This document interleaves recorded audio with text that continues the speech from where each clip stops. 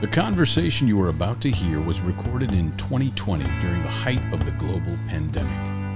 And now, Global Comedy Studios presents, Is This a Bad Time to Talk? All right, today is November 15th, 2020, and I'm going to be calling J.D. Durkin, a friend of mine from many years ago. He worked at the Pit. He's done stuff at Second City. He had his own show, Hire Me Stephen Colbert, but most recently he's a White House Hill reporter for Cheddar. And he's a great guy, hard worker, good attitude, just a nice fellow. And I just wanted to give him a call and talk to him, so let me call him right now and connect. Hello? Yes, hello? J.D. Durkin? This is JD. This is Ali. Is this a bad time to talk? It's never a bad time for you, Ali. Thank you for the call. Thank you for doing this, JD. I appreciate your time, especially on a Sunday night, to take a little time to, walk down memory lane. Of course, been looking forward to this. This is great. I think frequently about our years together there in New York, and I think my time at the Pit and beyond has been very instrumental in terms of my journey and path. So happy to do it. Thank you, man. Now, when you say your time in New York, are you not in New York right now? I'm in Washington, D.C. now. I've been down here full-time for about 3 years, though work does have me back and forth. I've been reporting from the floor of the New York Stock Exchange sometimes, which does kind of bring me back to the city. But I've been mostly a swamp monster down here in Washington, covering Capitol Hill for about 3 years now. Yeah, I want to get to that. I mean, because, I just saw the post you made on Instagram about how you were in the rotunda by yourself, just sitting there enjoying the moment. And you're a reporter on Capitol Hill, and you were outside the White House on election night. Yeah, that's right. Those were pretty much my two main beats. Capitol Hill, I'll do 2 to 3 days a week, and the other days at the White House. And the election night coverage just kind of came together, Ali, because that's where President Trump was for the election. There had been chatter maybe he'll be down in Mar-a-Lago. Wherever he was, that was sort of my assignment for election night. And then since then, it's, been kind of back on Capitol Hill. And I think for the foreseeable future during this wonky transition, whatever this is going to look like, it'll be a good number of days over on Capitol Hill. It's an incredible. Have you ever been to the U.S. Capitol? I always tell people, no matter where you come from, you should always make time to visit if you can. It's truly remarkable. I have been. And I've actually, I've been back and forth to Chapel Hill the past 3 years. We opened a comedy theater down there, and I would take the megabus, and we would stop at Union Station. When we did, no matter how much time I had, I would hop in an Uber pool, and I would go over to the Lincoln Memorial and then just walk my way back, and I'd always walk by the Capitol. And it was That's a good walk. Yeah. I usually had about 3 hours a layover. Oh, good. Well, congrats on the Chapel Hill space. If I'm not mistaken, was there a pit on UNC's campus? Yes, UNC has an area called the Pit, gotcha. Which is in the center of campus, right by the bookstore and the student union. And so they would say in any 24-hour period at the University of North Carolina, everybody walks through the Pit. And cool. When we were coming up with a name for it, I just had this idea of improv, and I wanted theater in the title, and I just visited my friend Chris Mumford in China and the People's Republic of China. So all of a sudden the People's Improv Theater came about, and the Pit and Chapel Hill, and we both went there, and, the rest is, minor history. Amazing. Yeah, so there you go. So that's so you certainly know the lay of the land here in Washington pretty well. A little bit. I also come to DC Improv like once a year for the past 14 years to teach classes with Allison. She runs the DC Improv, great organization, great place, and I've loved being able to go there. This year we did it remotely, but each year I've gone for Friday, Saturday, Sunday. It's just a nice town. It is. It's got a great art scene. Yeah, I like it a lot more than I thought I would, but I certainly miss New York, which I'm sure you'll understand. Yeah, I mean, New York is New York, but I mean, D.C., I guess it's where it's happening for you right now. I mean, it's kind of amazing. That's what I kind of want to, whoever, and I'm kind of doing this for myself. During the pandemic, I was like, I got to do something. And so I just started calling friends in my phone and saying, hey, would you talk to me for a little bit about your journey? How did you get to where you are? What were the bifurcation points? And, so I just reached out, and that's how we're here tonight. Great. Well, thanks for thinking of me. Yeah, man, absolutely. Because, I think the world of you, and I just think it's amazing, how far you've come, where you've come to. And, I think we're very much like in the middle of your journey because, the sky's the limit. But I want to get back to for you, how did it all begin, when you were younger that you got into performance arts, getting up and talking in front of people essentially? Yeah, I think that probably the earliest one I could probably remember was probably around 8th grade. Puts me about 12, 13 years old. I remember my grade school started what we called a forensics team. It was basically public speech and debate. And there was just always, for some reason, this assumption, I think, among teachers to say, he'd be quite good at that. He should definitely go audition. And my mother was very encouraging. My mother had been an artist, but a graphic designer, but still, I think, appreciative enough of the path of artists to sort of throw me in that direction. And made that team, and the same year did the school musical. I played Nathan Detroit in Guys and Dolls at 13, which was Frank Sinatra's character, which was a big thrill. I've always been a huge Sinatra fan. And so this, right at 13 years old, as your eyes are set on high school, I sort of was quickly gaining kind of live performance experience. For speech and debate at the time, it was really just preparing someone else's speech or reading from a book. There was different events that you would do, and then went to high school in West Orange, New Jersey. And I think my third day of high school were the attacks on September 11th, which we viewed right outside our high school biology classroom. We had a view directly of the New York City skyline. And I just kind of remember in the month after, just a freshman in high school, and your whole world, everyone's world was so dramatically rocked by that.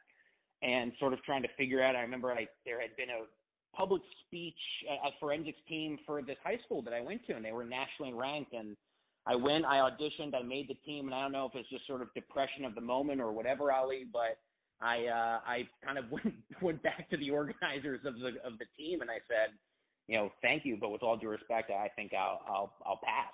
And I really didn't want to perform.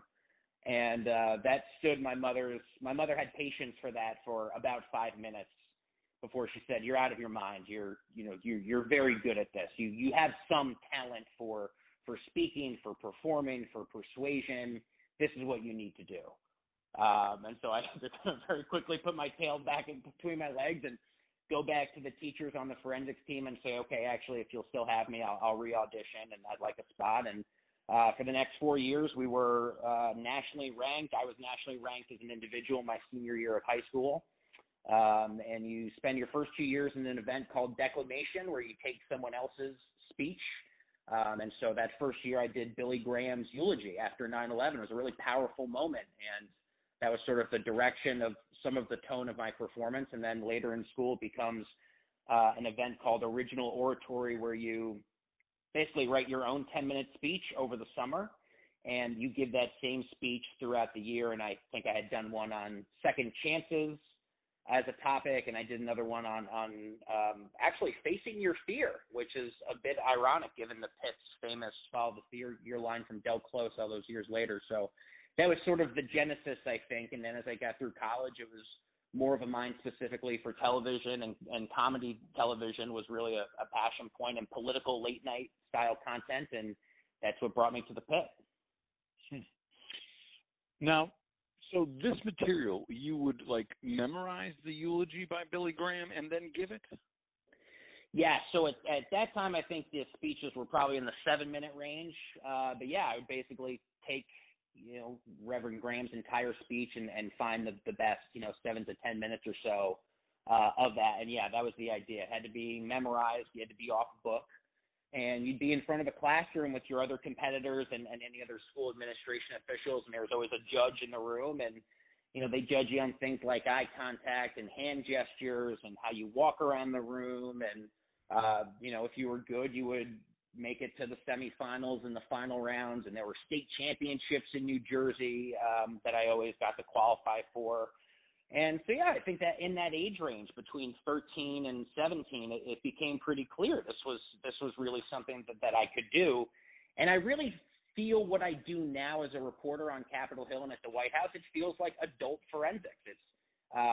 There were other events called extemporaneous speaking, where you had very little time to sort of cram through notes and prepare and kind of go into a room to either debate or to make a point off of information you had just recently learned. So it really wasn't so committed to memory, but part of the challenge was to try and give as polished a delivery on something that maybe you were a little unfamiliar with. And that's largely what I have to do now, I feel like, is digest breaking news quickly and contextualize it and make sure you can deliver it in a way that an audience will know and appreciate. So I joke with my mother all these years later, I kind of get to do adult forensics now. It's interesting. In the book, I think as Outliers, Malcolm Gladwell talked about how, Bill Gates happened to be near a facility that was doing early computer work, that he was able to go and get some experience. And a lot of it's just the luck of, that you happen to be in a school that has something like this, and a mother who kind of pushes you towards, doing it. Those little moments of grace that happen in our lives that kind of lead us in a direction. Yeah, well said. I think it's having the opportunity to say yes yourself, and then absolutely having that right support system around you to kind of push you into that. And I think even my sort of pivot accidentally into the world of being a journalist was another sort of right opportunity, right chance, preparedness meets luck, and these different factors to know when to say yes. If the universe offers you something that you think, oh wow, that's a pretty great opportunity, I really don't know if I could turn that down. I think that's sort of like just randomly in my last year in grade school, we would start this public speech and debate team to give me that one last year of opportunity to do it. I think that's been a bit of a trend. Thankfully, I think I've known when to say yes. It's interesting. When we first met, I think we met like at the Pit, you had maybe emailed me that you were coming to New York, and I think we met. And I'd gone to the University of North Carolina, and I was friends with, do you know Lori Dew? I don't know Lori, no. Lori was a Fox News anchor, but she went to the University of North Carolina, and she's a swimmer, and very cool. But she also, when I met her, I was like, you sound like a reporter on TV. Like, so when I first heard you speak, I was like, you sound like an anchor of a news show. Has that been something throughout your life? At what point were people like, you sound like you are a newscaster? I guess a bit, yes. I think people were kind of surprised during the years that I was working my way through the Pit or Second City or IO West out in Los Angeles.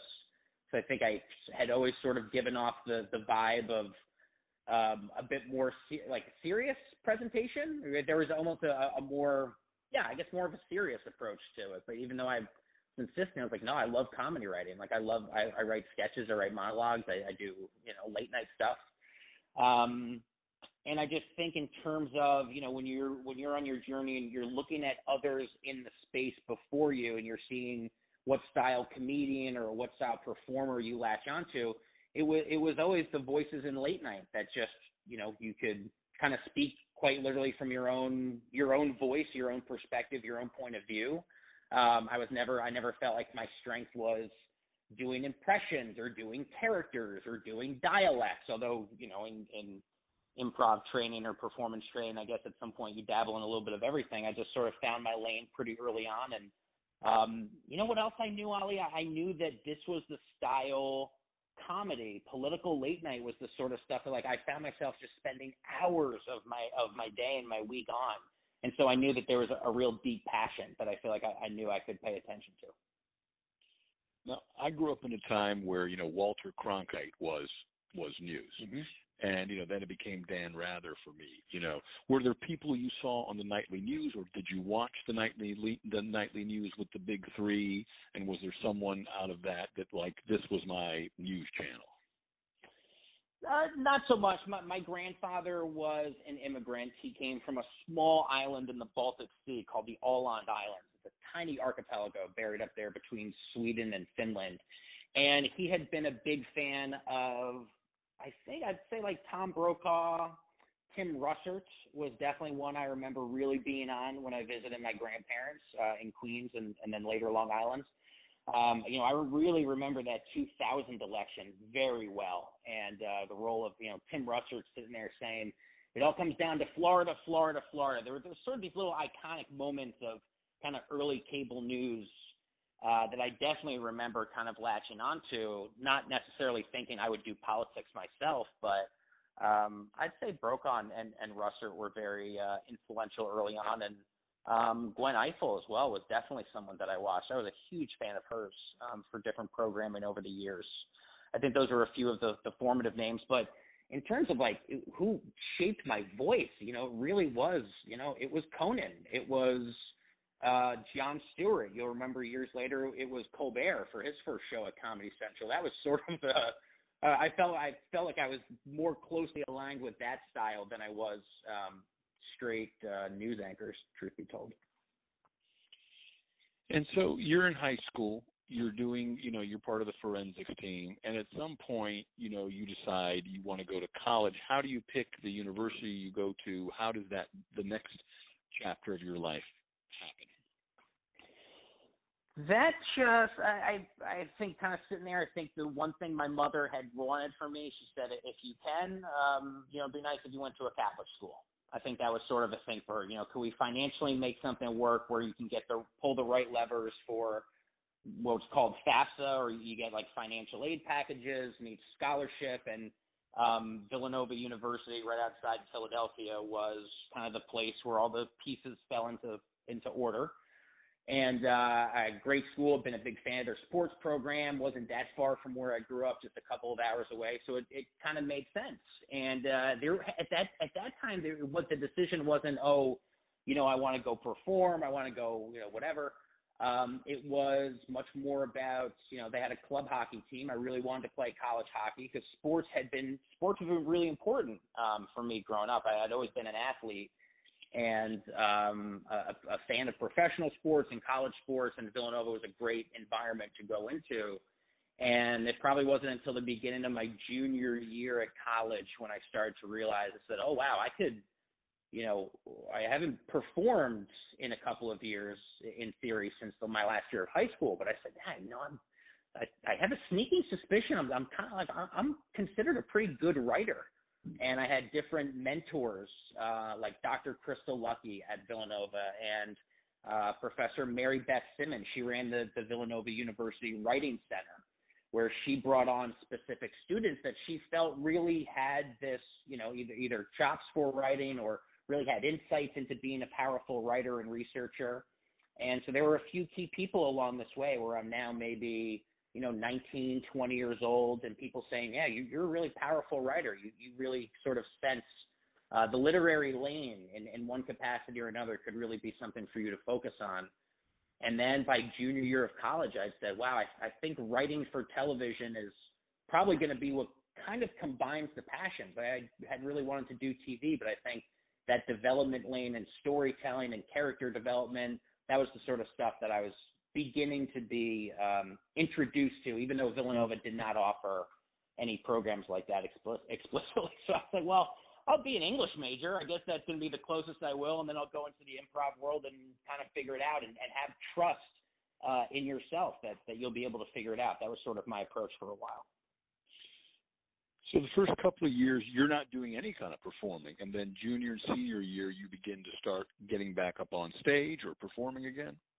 Yeah, absolutely. So in junior year, this would probably be, I want to say it's around 2007,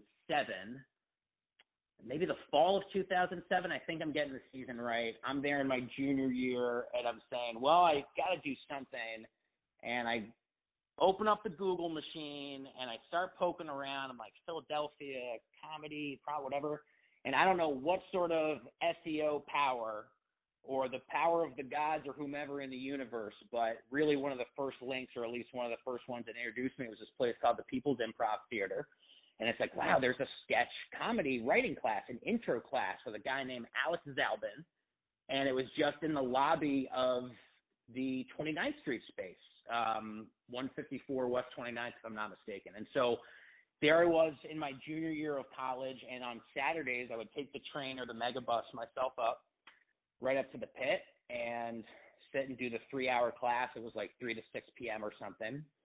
And I remember I wasn't even old enough to go to the bar. I think Mustang Sally's was the bar back then. I couldn't even go to the bar with all my classmates. I wasn't 21. But that was my introduction to really seeing not just a community of artists, where you could pitch ideas and feel free to strike out and feel free and emboldened to fail and, come with a bad idea and have someone who's a professional tell you why it's not a great idea and what you could do to improve. And then even more so was just Alex saying, come to other sketch comedy shows, come to Harvard Sailing Team, come see the Apple Sisters. And it just started this fascination. I found myself on that bus or on that train much more frequently, to where I felt like I was spending almost every Saturday at the pit in my junior and senior year. And by that point, I'd become rapidly more entrenched in programs at Second City. I got to go out and I got a scholarship to do a program at North Wells out there. And then after college, went out to LA to do the IO West and audition for the Ground Lanes. And, so that was sort of it. I had quickly realized, hey, this is a pretty good path forward. If I want to do television or late night, I think the best starting point is to firmly inject myself into these communities, meet as many people as I could, and start to see what it could do for me. So you finish up at Villanova. You're taking classes at the pit on weekends. And then right after college, you go to Chicago? I did the Chicago summer program between my junior year and senior year. So I spent a good chunk of that summer, maybe a few weeks. I think it was like a sketch improv hybrid intensive they had for people who would come. I think most of them were kind of Chicago improvisers, but a few people had kind of come out. I stayed in the hostel for a few weeks out there just to, again, have that experience. And I remember even out there, I still wasn't old enough to go to the bar with everyone, right? But that's, kind of something a lot of improv people do, right? You go, we all know that world. It's like, all right, hey, we're going to go hang out. And I was like, I can't really, but I'll see you all in class tomorrow. And that's really where I deeply learned, not from people, but about, people like, I think his name was it Martin DeMott, who's an old legendary Second City teacher. He used to say, you are pure potential. And I remember really learning these like little points of artistic confidence at that age, and what a pivotal age to be introduced to it. So stayed at the hostel in Second City, did the Chicago thing, and then after college moved to Los Angeles, where I just floated on desks as a desk assistant. I was a temp in a few mail rooms in the industry. But I immediately threw myself into the Second City Hollywood, and at the time, what was the IO West, because they were pretty close together on Hollywood Boulevard, and that's what I did. I think for my first year and a half to 2 years out of college was out there in Los Angeles. Wow. And then at some point, you decide to move to New York. Is that right after that?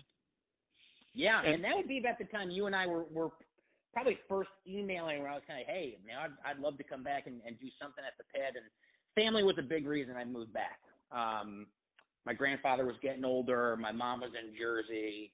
And I felt like my Rolodex, my energy was much more aligned with New York. And I thought that I could have a better shot at success by coming back and doing some years back home. And I think I was right. Yeah, I remember getting, an email from you, and you'd mentioned Second City, and you were going to New York, and I think you interned when you first got to the pit, if I'm not mistaken. Mm-hmm.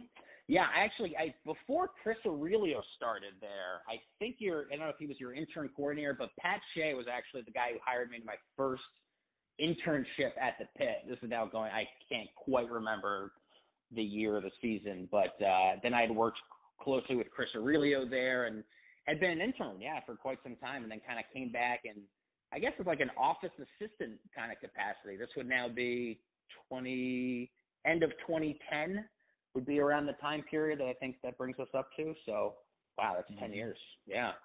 Well, goodness. Yeah. Right about 10 years ago.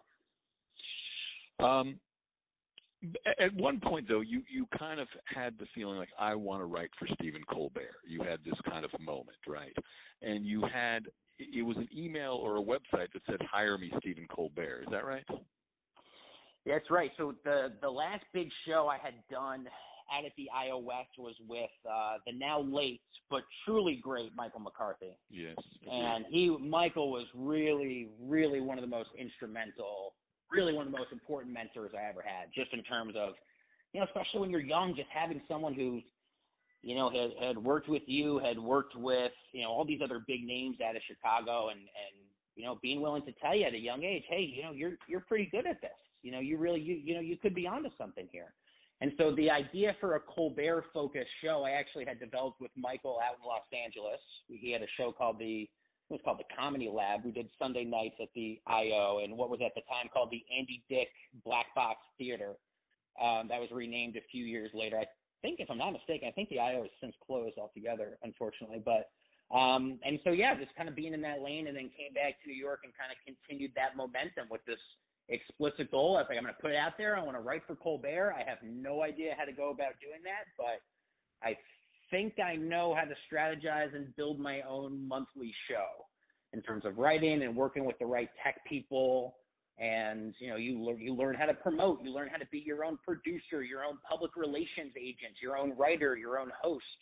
And those were the skills that I think just were incredibly important. And that's, that Colbert was definitely a big focus of mine for a long time. As I sit here, Ollie, no joke, as we're doing this interview, I have a framed photo of one of my it's 11 by 14. It says, Stephen Colbert, hire me, J.D. Durkin's one-man show the first Friday of every month at 7 p.m. at the Pit. And it's got the logo of the Pit on this poster. I've got it framed here. It's one of my most prized possessions that all these years later I still have up here right amidst my White House hard passes and these other press credentials from the world. It's a really important part of my journey, I think. It's always nice to hear. Always nice to hear. Well, the goal is that it's hopefully a symbiotic relationship between any, people in the theaters that, are platforms for folks. I remember, you did that show, which I believe was part of that, where you had the rent is too damn high gentleman who was running for office, And I just, that's right, Jimmy McMillan. Yes, and I remember being there that night, and I got a picture with him, and I was just like, wow, this person JD is doing it. This guy, he's running for mayor, he's at the Pit, and again, the guy makes sense. He was not wrong by any means regarding the rent. Maybe the messaging was a little bit off, but to have the chutzpah to, basically say, hi, because it was your email address too, right? Or of a website, hire me, Stephen Colbert. I had the website. I still have the Gmail account. If anyone wants to say hello, Stephen Colbert, hire me at gmail.com. And it's still active. I still get emails there from time to time all these years later. And I will tell you one of my favorite stories from that era. This comes slightly after that. You're right, that gentleman, Jimmy McMillan, the rent is too damn high guy. At the time, he was just this smash cultural sensation, especially around New York. Though admittedly a bit of a character. And I had seen Colbert. You'll remember there was a while where Jon Stewart and Colbert, they had written a few books, but really the other co-writers of the books were the full writing staffs. And I had seen this, something in AM New York that said, Colbert and his writers will be at I think it's the Barnes & Noble down in Union Square. I think that's what that is, on the north side of the park there. I think it's a Barnes & Noble. And it's like, he'll be there on a Monday night. And I just thought, well, geez, this is my shot. I got to get in there. I'm a big hip hop fan, Ali. And there's a famous story from a young rapper named J. Cole. He was young at the time, and he waited outside of Jay-Z's music studio for hours, trying to hand Jay-Z a demo tape to say, consider me. And J. Cole has since become one of the biggest artists in the world, and it's kind of a story he looks back on. I was like, oh man, this is my J. Cole moment. I get to go up to Colbert. So I had all these postcards printed. I went to, it was a Monday night, it was pouring rain, wait online, get up there, listen to the spiel, and then you get to do the autograph line. And I meet all of the writers, and the writers at Colbert had known who I was. They knew of the show. And that to me was automatic validation. There's people like Meredith Scardino and a few other named Pete Groves, whom certainly you would know. And then I get down the line, and, you know, it was cool to meet Colbert, and I gave him the elevator pitch. But to me, the most important person to me at the time was Tom Purcell. He was the head writer of the Colbert Report. And Tom Purcell knew who I was. They had all heard of the show. They're like, some kid's doing a Colbert show at the Pit. And I think they were all kind of shocked that I showed up to, like, hand them the postcard and give them all the elevator pitch. And I'm sure I'm, like, breathlessly out of, you know, I'm flush in the face and, like, nervous. I don't know how I came off, but it was just enough, Ali, to get an invite to submit a packet the next time they had an opening. And that whole thing just created enough of that window where Busboy Productions, which was Jon Stewart's production company, they had an opening at the Daily Show they invited me to submit to. And I think when Pete Grosz had left the Colbert writing staff, they had an opening at the Colbert Report. And Tom invited me to submit a packet. And that to me was just, you know, I didn't get the jobs, but even the opportunity to submit at like 24 years old just felt like the biggest victory. And I think it was in part because I stood there and waited for hours and got my 30 seconds of FaceTime and tried to hustle and let them know what I was doing at the People's Improv Theater. So you helped provide, you know, the platform, and I just always had tried to make the most of it. And that's a good story that I think illustrates what my approach was back then. Well, there's so many connections along the way because Michael McCarthy was also the reason I moved to Chicago from Chapel Hill to take his writing for SNL class. Oh, so no kidding. He began that journey for me, but the Google of the time for me was calling 411. So I called 411, and I called Chicago, and I called Second City, and do you have any writing classes? I want to write for Saturday Night Live. And they said, we got a great writing class taught by Michael McCarthy. He's a former SNL writer. I was like, sign me up. Wow. And he's the reason. And then years later, Michael, bless his heart, was able to fly to New York and stay with his in-laws and teach at the Pit. And it really felt like this, you know, wheel coming full circle because, you know, he definitely, by even having the class, was, you know, lowering the rope down for me to be able to offer him a teaching position. And then Meredith and Peter Grosz were both in the writing for SNL classes that I taught, you know. Oh, no kidding. Wow. Yeah. Peter took it when I was in Chicago doing a play. I was teaching as well on the side, and he took the class. And then Meredith took it in New York. But both very talented, you know. So, wow, that's, you know, I mean, it's interesting to me. Because I think what it speaks to is a certain level of just chutzpah of like, look, here's what I want. Not only am I going to put it out there, you know, in my own kind of, you know, seeds or to the universe, but I'm going to name an email address to it, and I'm going to go after it. And you're right, man. I mean, I was always impressed by, you know, your forthrightness and just your unabashed desire to be like, here's what I want to do, and I'm going to go after it. I think I benefited from being as young as I was in hindsight. I at least in terms of my career. I mean, 22, 23, you know, I wonder if years later I still would have had that same chutzpah. I think there was almost a delightful or lucky naivete that kind of came with it that said, well, yeah, I mean, how else do you do it? You just got to put it all out there. So I appreciate you describing it as such. And have you met Colbert yet? Just that one night during the book signing. That was really it. And I gave him a postcard. He was very kind. He and I even had a brief exchange about Michael because he had known Michael, of course, from years before in Chicago. And I think he quickly signed the book and, you know, said, I don't know who this kid is, and, you know, sent me on my way pretty quickly. But no, I've not crossed paths with Mr. Colbert since. Well, I'm sure, you know, I mean, I recently with Tucker Carlson calling you Mr. Fair Enough, I'm sure in some way that might have gotten to Colbert. Could be. Yeah, could be. Another funny thing that happened, well, years later, the job I had before the one I had now was for a website called Mediaite.com, which tends to be the eyes and ears of what happens all over cable news. And it was always a kick, Ali, to get that job, to file stories day and night and catch things that would happen. And then I would find those same moments on the late night shows. And I know because we years later became friends with a few Daily Show writers, and all those late night shows, they read Mediaite very heavily because we were so heavily focused on what happens on Fox News and CNN and all that. I years later kind of got a kick that a lot of the things that I know I would discover or frame a certain way would, 10 hours later or so work their way into a Jimmy Kimmel bit or a Jon Stewart bit or something. I always got a kick out of that. Now, you're doing the show, and at some point the pit moves from the 29th Street space to the 24th Street space. And you come over as part of that team, and you help in setting the theater up, and you're one of the early bartenders there, and you're doing your show there. But from there, what are the next steps in terms of the jobs and, the steps you took to get to where you are now? Because, at a certain point, I think obviously you moved on from being a bartender at the pit, but you and Joe Moses, who was a bartender too, were working on his show. If you can just touch on some of those moments along the way. Yeah, of course.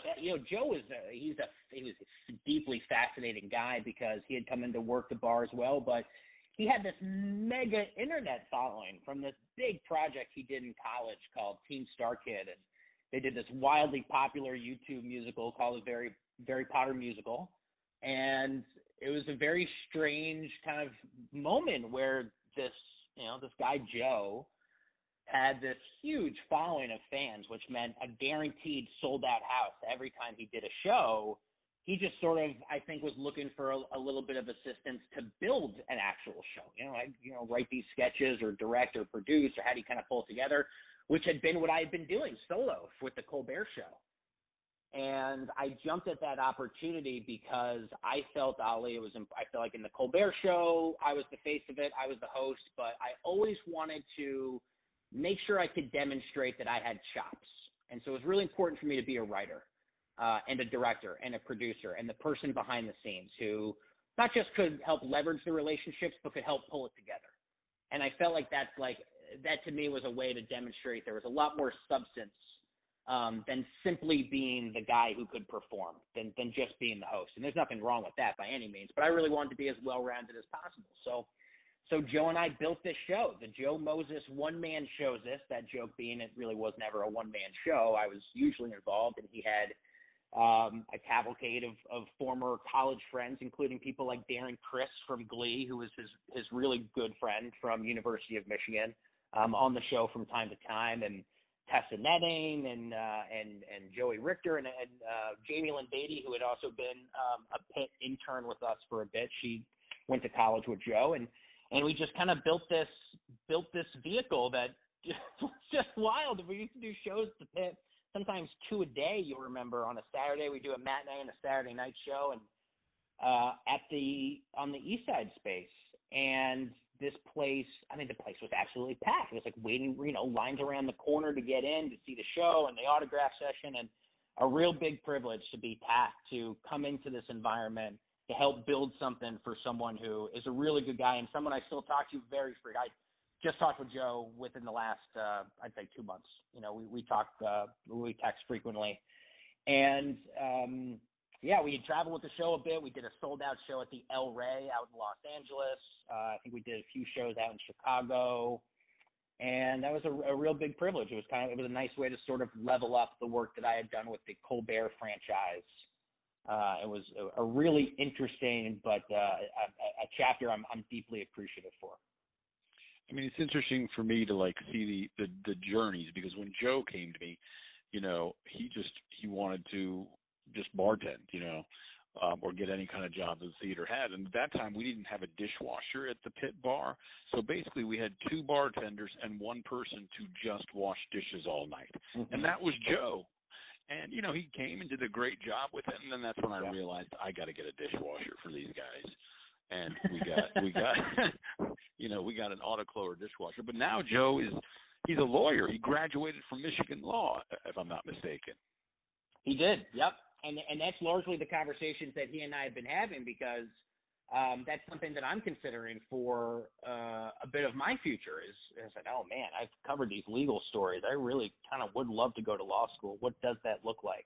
And so Joe and I have talked at length about that process, and he's back out in Los Angeles now. And I give him I give him so much credit. I think he had just sat there and auditioned and played the game and recognized that his depth of knowledge, his natural talents were maybe just attuned to a different part of the industry. And so he put his head down. He did the work necessary to, LSATs, school, pass the bar, back out to LA, and I think he's in a great position to set himself up for success. So that's right. I remember that dishwasher component of being there at the pit. That's amazing.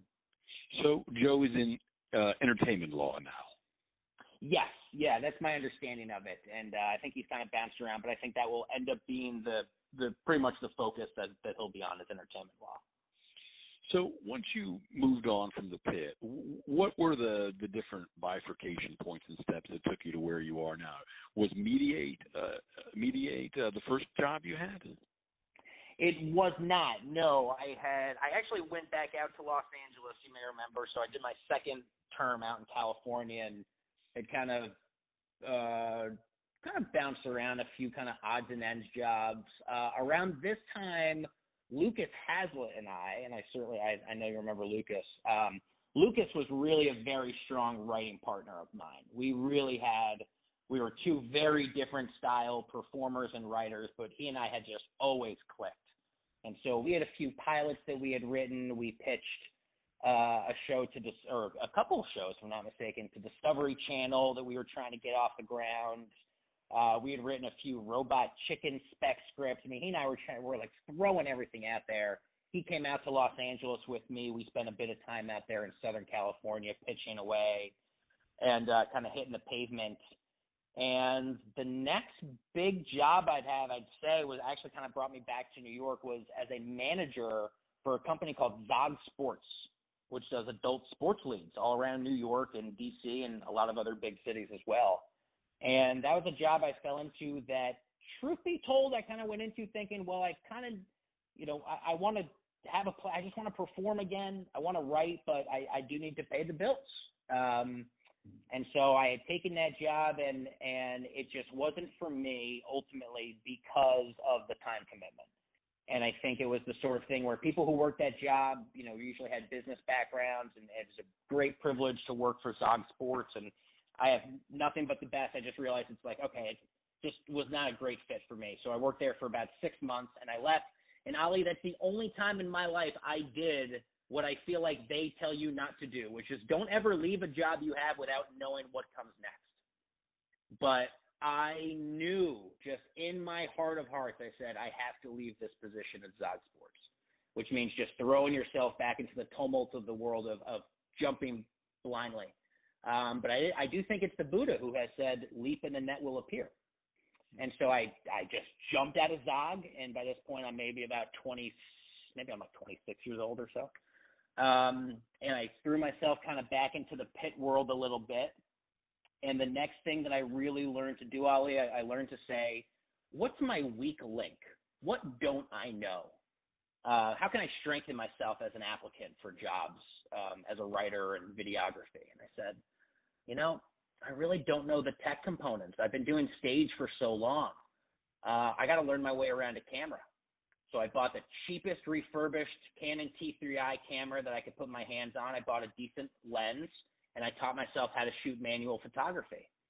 And so then I had this big chapter of about 8-9 months or so through New York. I went to every New York improv theater, and I shot free photos for every high-profile show that would take me.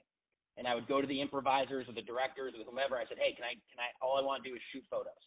And I'll give you the photos after. Just tell people if they ask where they came from, you're willing to say, hey, they come from this guy, J.D. Durkin. I worked really hard on that. And that taught me, I learned, ISO and aperture and shutter speed and learned how to edit video. And during this time, I had applied 3 times to a writing job at Mediate, which had been founded by Dan Abrams.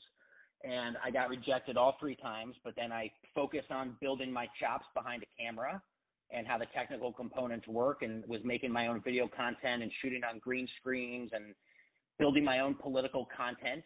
I think I did a show on Facebook briefly lived called Special Interest Weekly that I shot myself on the pit green screen down in the basement and edited the video and turned it out. And Mediate hired me on my 4th attempt. There was an offer for senior editor of Mediate in the summer of 2015. And I got that job. It was my 4th time applying. And I'm glad I stuck with it, and I just tried to figure out how to make myself a more competitive candidate along the way. Wow, inspirational. I mean, I think what I like about having these conversations, again, whoever's going to listen to this, I don't know, but I mean, it speaks to that, Lombardi coached by 4 rules. He coached by hard work, second effort, loyalty, and love. And the second effort part is the one that, oftentimes people don't put in that second effort when they get knocked down to get up again. So to go back 4 times really speaks to a level of, humility, but also perseverance. When you talk about the writing process with you and Lucas or for yourself, I mean, and part of what I also enjoy talking about is demystifying it for other people, because everyone's looking for the silver bullet in terms of like, how does Stephen King write? What do you do? Do you wake up? Is it tea? Is it coffee? Do you write for half hour? What do you do, Stephen? So when you and Lucas wrote, or when you had writing partners for yourself, what was the process, or what is the process like even now? I think back then, hey, I'm just, let's put the cards out there, Ali. This was the age of, lock up the bar and walk around the corner and, maybe we'd, smoke a little bit and kind of hang out and just really engage in these deep conversations about the world and philosophy. And, we were with people like Charlie Oakes, who remember Charlie, and a bunch of other staffers that we had. And, we'd get together outside of work hours and kind of just talk about the best conversations I've ever had were really with a lot of those people in that era. Just, artistic minded, but ambitious and had wildly diverse backgrounds and experiences. And I really challenged myself to sort of see the world in different ways. And so I think when it came time for Lucas and I to kind of work on projects, I remember he and I even had vastly different, I'll never forget one, man, there was one morning, I'll never forget this. We were on 7th Avenue, and I had taken the bus into the pit from my mother's in Jersey, and it had to be about 5:15 in the morning, or maybe even 4:45, and I was coming in to go to like a coffee shop to sit near the pit. I was starting my day at about 5 a.m., and Lucas was kind of like going the opposite way. He had been at some bar till late and was kind of stumbling out towards the train, and I ran into him by that little stretch between the Garden and the pit there on 7th Avenue, those couple blocks. He's like, "What are you doing?" And I'm like, "I'm starting my day." He's like, "I'm ending mine." And so that just kind of underscores how vastly different he and I had. So I would write in the mornings and he wrote whenever, but the spirit of collaboration just kind of worked because we were very similar enough in that we cared about the content, and, he got his portion done however it worked for him. And I tend to be a morning person. I like to wake up, listen to music, caffeinate, and I like to be up when it's dark. I like that feeling of getting a few big things done off your to-do list before most people are even awake. That's always been a really intriguing component to my approach, and that's still something that I embrace. I try and wake up as early as I can, get a jump on the news, get a jump on, I tweet a lot because that's where journalists sort of communicate and get ideas out there. And another thing is that I'll say I think I've been good to know that the writing process that worked for me maybe 3 to 4 years ago as a reporter may not be best for me today. So being able to adapt and see how I'm feeling about the world. The pandemic has flipped things on their head. That's changed my schedule a lot. I'm always sort of tinkering for what's going to be the best approach, but I tend to be a morning person. And that's always been the case for you. Yes. My grandfather, who I mentioned to you earlier, I don't know if that was just born on a farm on the Åland Islands, but he was like a 4 a.m. raiser. My stepfather wakes up very early. My mother wakes up very early. And in his later years, he passed in 2015, but he moved in with us in Jersey, and I'd be back to see them. And, if I slept till 7 a.m., I was the latest one in the house. I mean, everyone was already up and buzzing around everyone else, so that's always been kind of it for me as well. And so you're at the Mediate for a while. How long do you stay there, and how long before you go from there to being an on-camera presence? And you said you were building your own platforms along the way. Yeah, absolutely. Dan Abrams hired me in the summer of 2015, right as your bulk of Republican candidates were announcing their candidacies for office. And here's where this is a big aha moment, Ali, and I realized, I've worked all these years to be a political comedy writer. I've watched endless hours of cable news. How do you skewer it? What's your comedic point of view? Whatever. And I started to realize around 2014, 2015, I said, wow, I have just amassed so much knowledge about politics, period. Aside from the comedy component, I know how the media game works. I've had to approach this from the Jon Stewart lens of criticism. And this is around the time where I realized, and my suspicion was sort of confirmed when Dan Abrams, he's had an incredible career, MSNBC, Court TV. Today, Dan is the ABC News chief legal correspondent. He had been hosting Live PD up until very recently for years. And it was all sort of confirmed when Dan made me the offer for this job. And I realized, I said, wow, I'm stepping into a different world. I'm stepping into a newsroom. I've never been a reporter. I've never been a journalist. I've never gone to journalism school. I still have no idea what they teach you at journalism school, at a typical J school. I don't know what that curriculum looks like. I was just sort of forced and, thrown into the fire, sink or swim, figure it out, immediately building relationships with the PR people at MSNBC, CNN, Fox News, and this whole time having an unshakable confidence that I know what I'm doing, but at the same time learning many things every single day, and sometimes you learn by making mistakes. And so that was 2015, was at Mediaite for about a year and a half, and just, again, sort of good timing, good, I guess, kind of energy from the universe. This digital only at the time, but a business news network, a TV network, was sprouting up called Cheddar. And it was taking off in New York. It was just climbing in 2016, and they brought me on as a guest from Mediaite for several appearances. And I had only, I think, made maybe 4 or 5 appearances as a guest on the network before the chief operating officer called me and made me an offer. Or at first I had to go in for a screen test.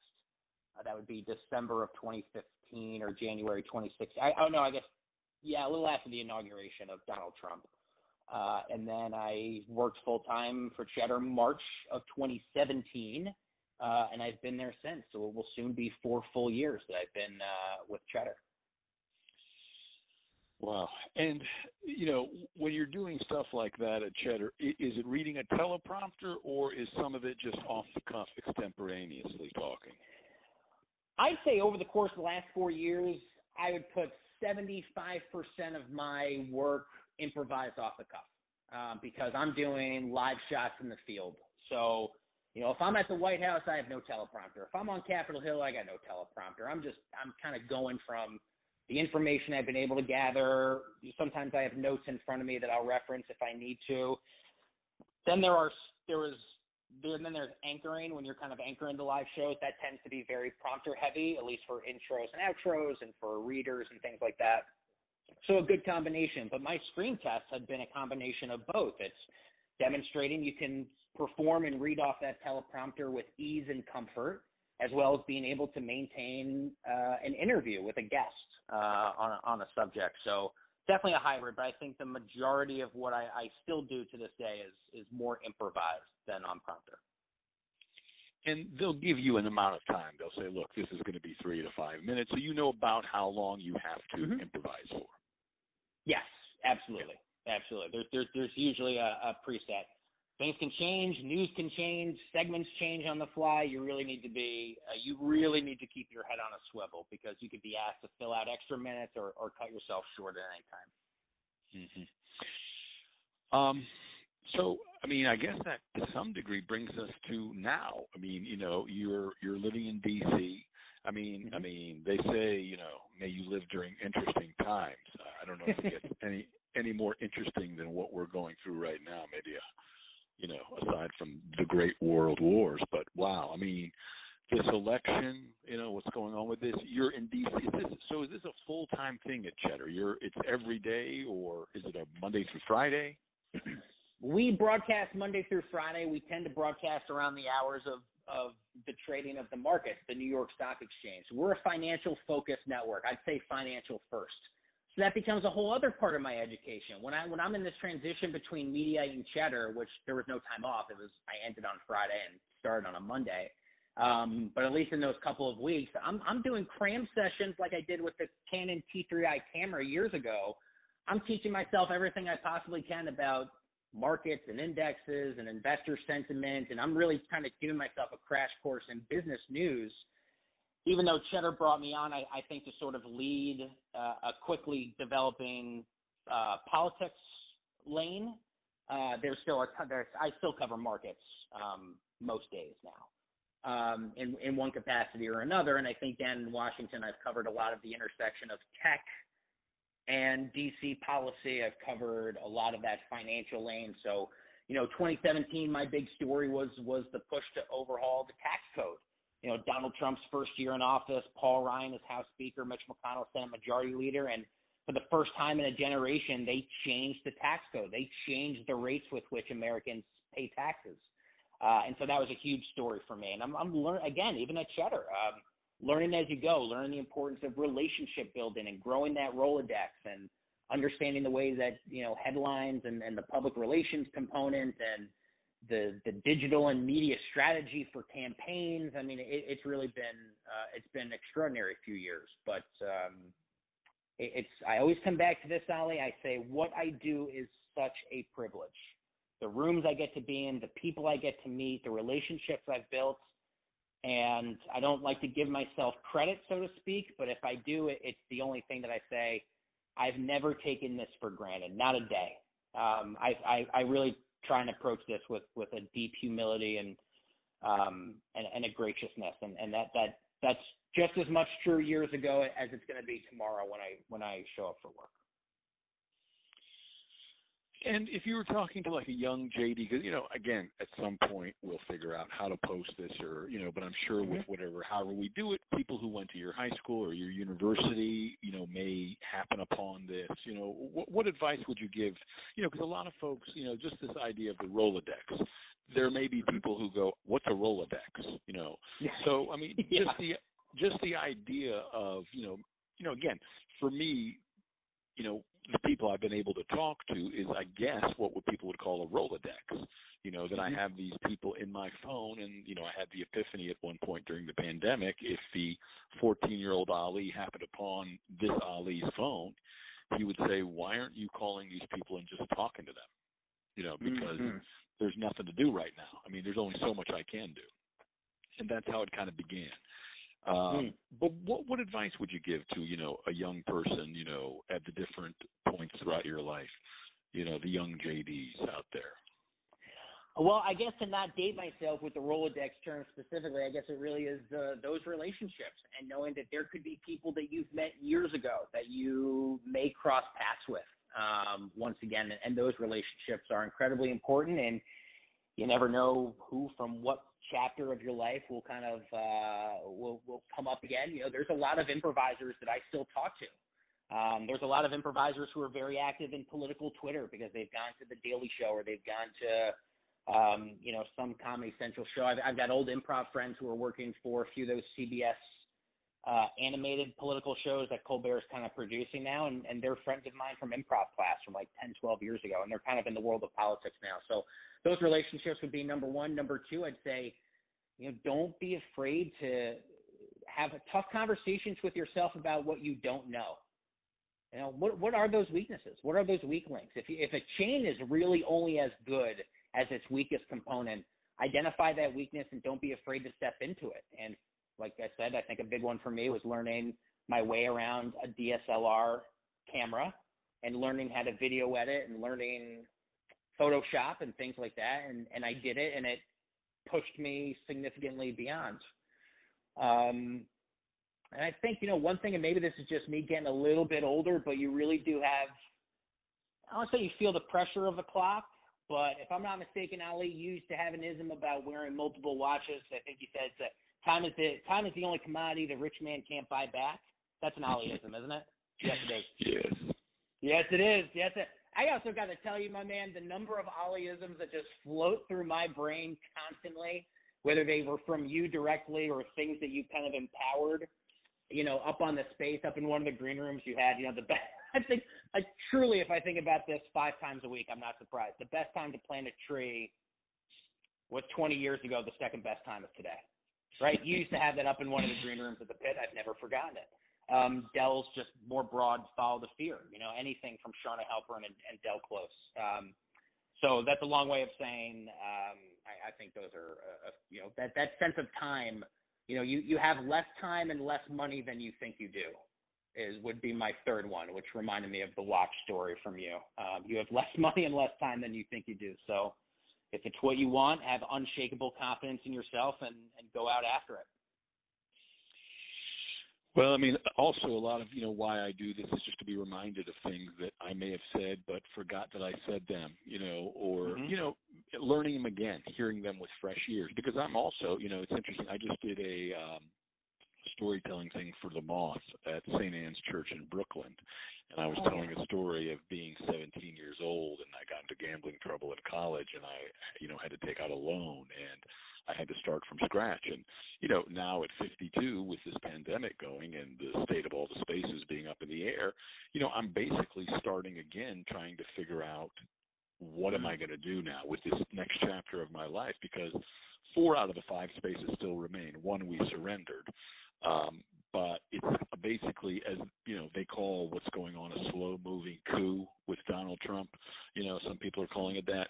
With the spaces, it's a slow-moving car accident where it's spinning out, but you just don't know how long it's going to take for it to come to a stop or end. But I went back to what do I enjoy doing? I enjoyed Larry King. I enjoyed photography. I enjoyed, talking to people. So that's what prompted me to, start getting on the phone when it was, when it worked for friends and chatting for a little bit.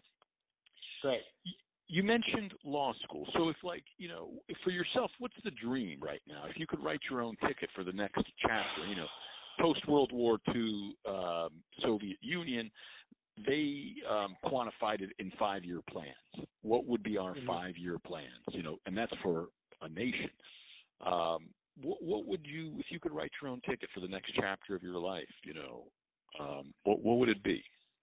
Ali, as I sit here in this moment, I'm reminded of, I think it was Monty Hall, who used to have a show where you basically get shown 3 doors, right? And there's like a goat and cars, if you know that thing. I do feel as if I'm lucky enough to stand there and say, I really do feel like I have a few doors.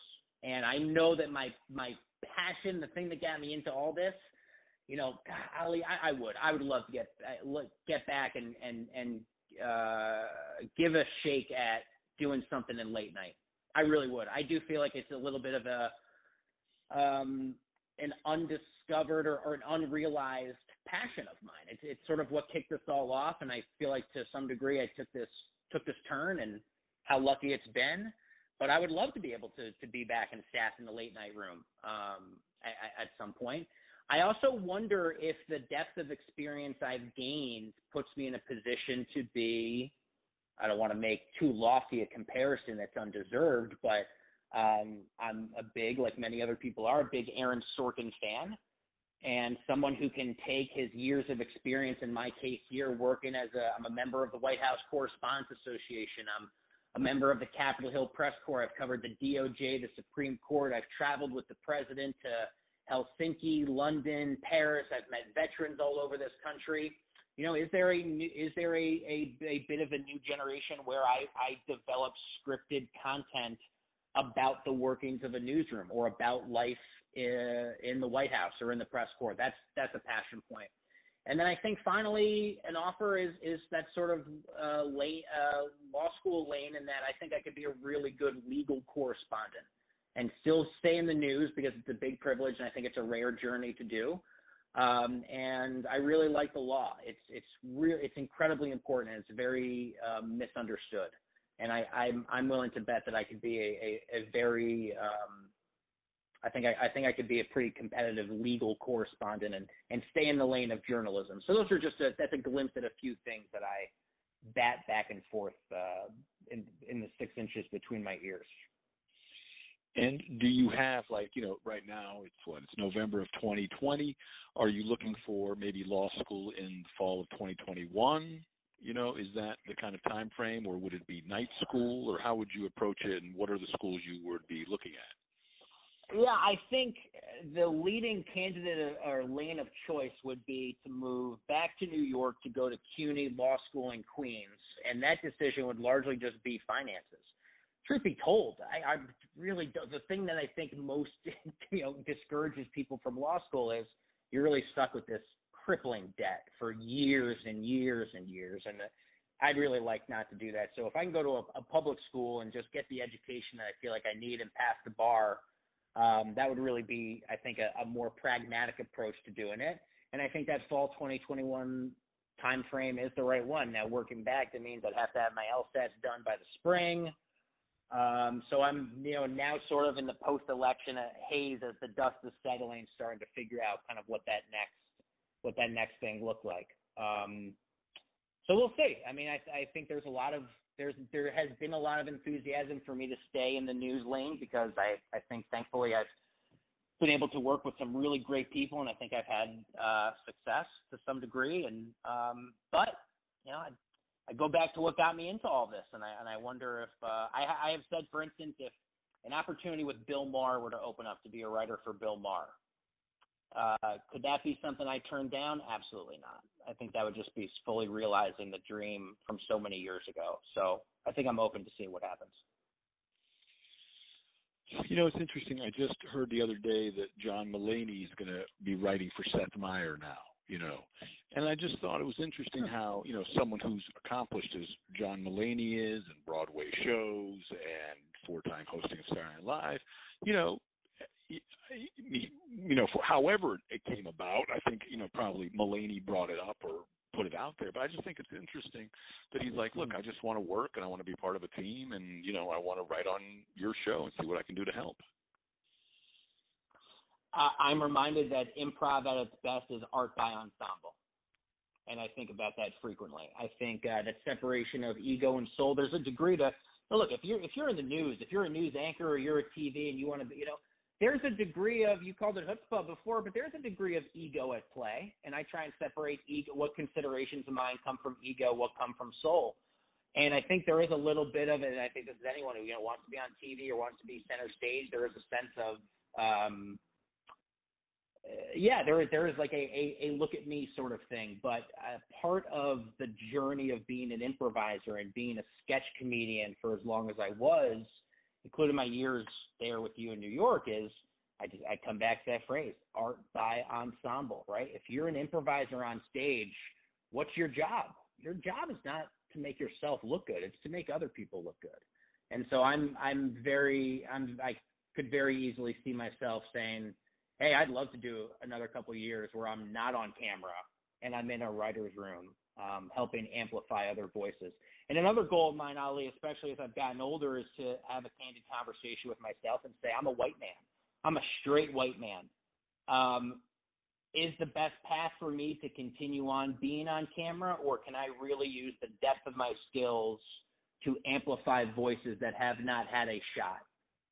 When you look around at late night, you look around a lot of these landscapes, it's not a lot of people of color. It's not a lot of women. It's not people who come from immigrant families and have those backgrounds. But more and more people are recognizing those are the voices that are needed. And I've also wondered, hey, maybe my path is much more of a showrunner or executive producer for voices that have historically been disenfranchised and underrepresented in television. That's a deep passion for mine. And so I don't know exactly what it's going to look like, but I think to that Mulaney point, if there's something I can do to help amplify other voices, I could see myself being very attracted to opportunities like that as well. Well, I think that's admirable. Like I said, even from the first times I met you, I was like, just immediately I was like, you sound like an anchor of a news show, just the way you carry yourself, the way you spoke, your, facile mind. So being an anchor on one of the, the big three, or however long they'll be, the big three and the big five or whatever, at 6:30, is that something that's even in your mind's eye, to be an anchor of nightly news in decades to come? I don't think so. It's not something I've necessarily considered too much. The one thing that's a real privilege about working at a place like Cheddar, because we are scrappy and entrepreneurial, is I can be funny. I can kind of, I can crack a joke or two during a live shot, and it's not the sense of like, what are you doing? That's outside the dogma of being a straight journalist. And that's not necessarily what you get at a lot of the bigger networks. That would be an opportunity I would have to give up, and I do like having to have that. I do get to write jokes from time to time on things, and I can more embrace that point of view. So I don't know if the nightly news route would necessarily be in the cards, but I've also realized never say never. I didn't think I'd be doing this right now, so I suppose you never know. And what if like someone came to you and they wanted you to host like an entertainment type news show where it was just like ET or something, where it was just purely, celebrity feuds and celebrity birthdays and stuff like that? Is that something that you would, be interested in or open to, or is the news and the law and, politics more your passion? I think definitely the latter. And I think the more that I'm down here and the more that I meet government officials and I meet veterans and I understand the law and process, I think I am privileged enough to have had experiences here in Washington that have led me to believe, I think my voice and my talents can be, can go towards bigger solutions. And I don't say that with any sense of dismissing the opportunity that you just highlighted about celebrity-based news. Everything has everything has its purpose. People at some point need to turn off the news and watch something else. I just don't know if that's necessarily for me. Mm-hmm. I mean, and it must be like an interesting time right now. I mean, with this election and still not, it is over, but not a definitive transfer of power. It must be something very interesting to cover. It absolutely is. I think the last 4 years has been an interesting story to cover after interesting story to cover, for good or for bad. It's, especially just being down here, other reporters I work with, we're all sort of politics nerds. We all love this stuff. Like, we get together for fun and talk about, amendments that didn't pass, that didn't get ratified by the states in the Constitution. Like, we watch presidential documentaries for fun. That's mostly the make and model of most people out of Washington. And so it is. But I've really learned to sort of appreciate these institutions for what they are. And there's a grave urgency to the moment that we're in. I think the crisis of misinformation is really dangerous. And it's accelerating rapidly. Even in just the last 2 weeks, we've seen this separation of, people leaving Fox News to go to other outlets, and conservatives abandoning Twitter to go to an app called Parler. And, we are creating these echo chambers of information that the Walter Cronkite era, as you said it before, maybe didn't really have to deal with so much. And so I do have concerns as well about the moment. And it seems like also now is a moment in time in the past, year and change where there's almost like an awakening of consciousness where, people have always talked about the potential inequities of the Electoral College, but it seems like now people are really having conversations about changing it. And, people have always talked about, an appointment for life for a Supreme Court justice, but there seem to be more conversations of how do we turn this into a term limit. Do you see these things happening, in a way from an insider's perspective in terms of how long would something like this take and what would be the process? I think the Supreme Court's life, or the life appointment versus another system. I mean, overhauling these institutions is mind-numbingly long work. You're talking years, if not a generation, to change the rules of the game. The rules have been built by the power brokers who benefit them, and they benefit them for a reason. Republicans control the U.S. Senate, but the majority of Americans did not vote for those Republican senators. It's just the way that the states are. It's the way that gerrymandering has gone. And there's so many little procedural wonky isms that have been developed into the system year after year after year to make sure that the people who get into power stay in power. And that includes the Electoral College. It's an incredibly frustrating system that our framers developed. I understand why they did. But to undo it, I don't think it's something we'll even necessarily see undone in our lifetimes. But I think the step in the right direction is the national awakening of this moment. I think the election of President Trump 4 years ago really shocked the systems of a lot of Americans who were not paying attention. They were not registered to vote. They didn't take this stuff seriously. And seeing people get off the sidelines is definitely a very encouraging sign. And so I think these changes will take a very long time, if we'll ever see them at all. But having the conversations is the correct first step, I believe. I remember when Arnold Schwarzenegger was governor of California, and there was talk back then of potentially, him running for president if there was the ability to make it so that an immigrant could run. And then things happened in his life, and things changed. But how long do you think it would take for an immigrant to be able to run for the office of the presidency? Do you think that's something within our lifetime? Within our lifetime, if I'm not mistaken, and I could be wrong, I just haven't looked into it, I think it would require a constitutional amendment because the base clause of the Constitution that says you have to be born here or naturalized, or however it's phrased, I think can only be upended with what would be, I guess, the 28th Amendment. That's really tough. So in our lifetime, unfortunately, no. I think some of those things that were baked in for really different reasons by a lot of our founding fathers than we interpret them today, to overturn them really takes a lot. For instance, I think an amendment is majority of Congress and like 3/4 of the states, or some kind of mathematical configuration. And these things take a long time. For instance, Ali, the 27th Amendment took 202 years to ratify. It was written by James Madison. It didn't pass until 1992. It just sat there in the states for a long time. And it took a crisis of congressional pay, which was a really big issue in the late 1980s of members of Congress raising the amount of money that they could get paid off taxpayer dollars. And that's what it took. It took a kind of a constitutional crisis to say, hold on, we got to do something. We got to fix this. This is really bad. And then for people to say, wait a minute, James Madison actually wrote this almost 200 years ago. He sent it to the states. Enough states didn't ratify it yet. What if a few more just ratified what James Madison wrote? Can we make that push? And then sure enough, in the late 80s, early 90s, enough states did it, and we have the 27th Amendment. It took 202 years to happen. So Dr. King said the arc of the moral universe is long, but it bends towards justice. But it is certainly long. And the 27th Amendment is which one? That has to do with, it's the most recent one that's been added. It has to do, it kind of sounds silly, but it basically just says members of Congress cannot pay themselves more money until the start of the next term. So Congress can't just pass a law that says, well, now we make twice as much money as we make now. That's really all the 27th Amendment is. It was important to the framers, and then it just kind of sat there for all 200 years and no one did anything with it. But this became a big issue in the late 80s with a few things that happened in the news. I can't exactly recall, but the push was strong enough to take it back up again.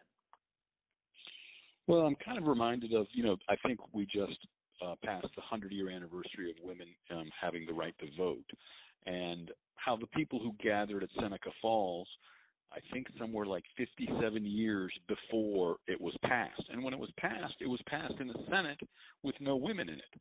But there were uncles and grandfathers and fathers and brothers to push it through, barely. So, I guess that's the journey of anything, of change, is you have to convince the people, and you're not even in that room to be able to cast a vote to err on the side of justice. Yep, absolutely. And looking at the hot button issues that get most debated, you could always sense the pulse of the people by looking at what draws the rallies, what draws the protests here to Washington, D.C. And there's no short. There seems like there's a different protest every month or every week or so.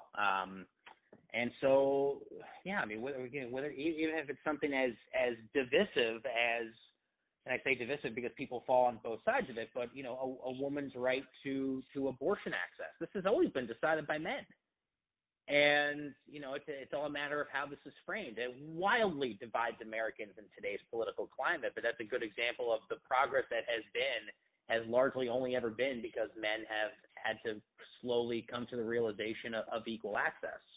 It has been because of the heroic pushes of women to finally shake the system, but the fact that we're even having a conversation about the Supreme Court potentially overturning Roe v. Wade says the unfortunate reality, Ali, sometimes we take one step forward and we take two back in this country when it comes to progress. And we're still litigating things that were, kind of decided decades ago.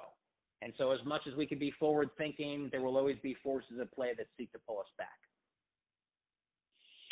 Yes. I mean, oftentimes I have an outsider's perspective on certain things, because of, being an immigrant and at one point being a resident alien.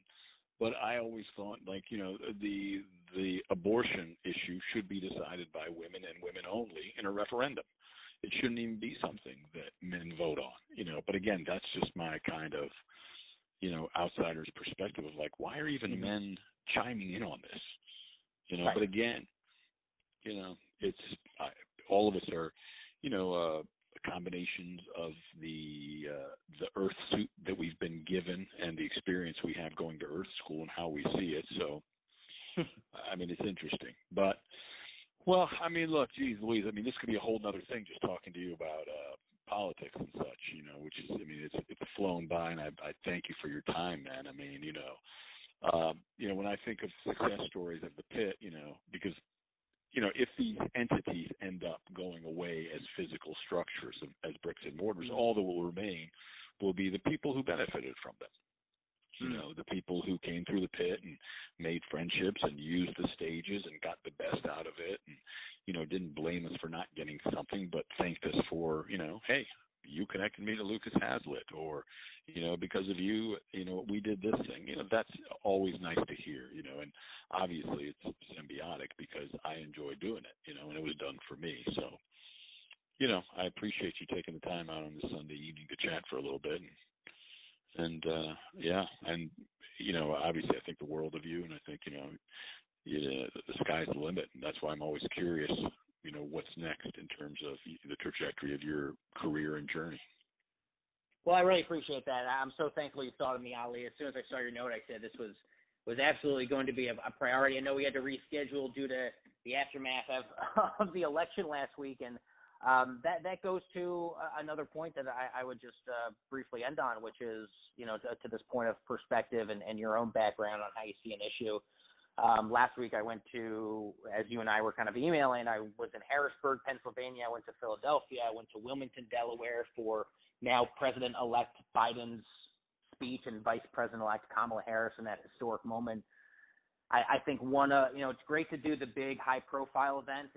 It's a real privilege to be at the White House, the West Wing, to cover the president. My favorite moments in this job have been traveling the country and meeting with Americans in places like Belen, New Mexico, and Mankato, Minnesota, and Colfax, Iowa, and these places where you'd have a hard time finding them on the map. But meeting Americans of those stripes and really finding out what makes them tick all across the political ideological spectrum, those have been my favorite moments in this job. And I think a lot of those skills and a lot of that sense of openness does come from my years at the pit. There's no doubt that I look back, Ali, and you, in terms of being a mentor and someone who helped guide and shape, and then more big picture in terms of the community there, absolutely one of the most important experiences of my life. And I thank you, Ali, because I can firmly say that you have truly helped make me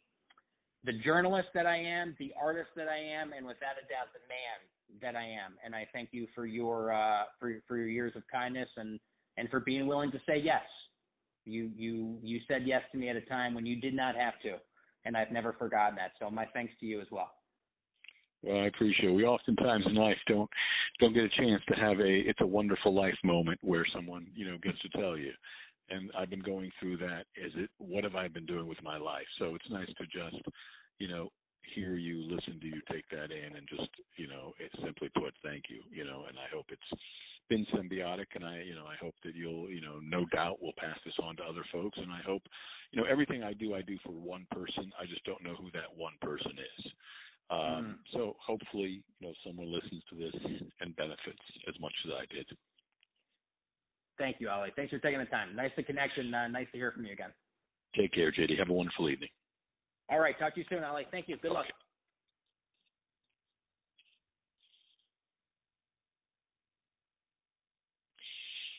All right. JD Durkin, look for him. He's on Cheddar right now. I mean, I just think the world of him. I think, I mean, to me, he could anchor a nightly news show or, anchor, anything that he wants to anchor. I guess we always try to put people in boxes, but, sometimes people have to build their own boxes. And JD is definitely somebody who's built his own boat and has been sailing it. And he gets to do what he loves doing, which is,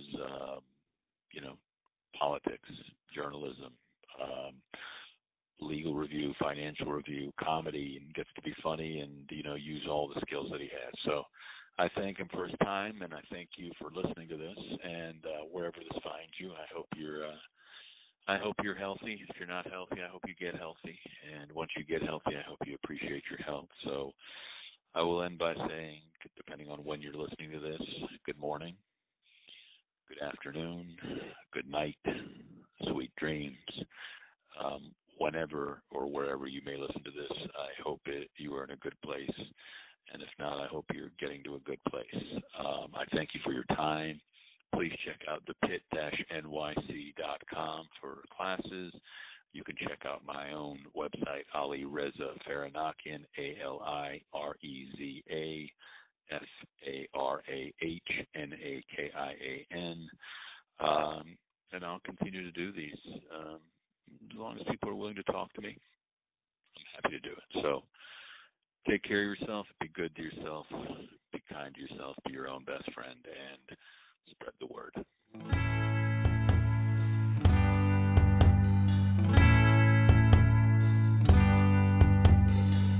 Thanks for listening to Global Comedy Studios. Is this a bad time to talk? Stay tuned for more.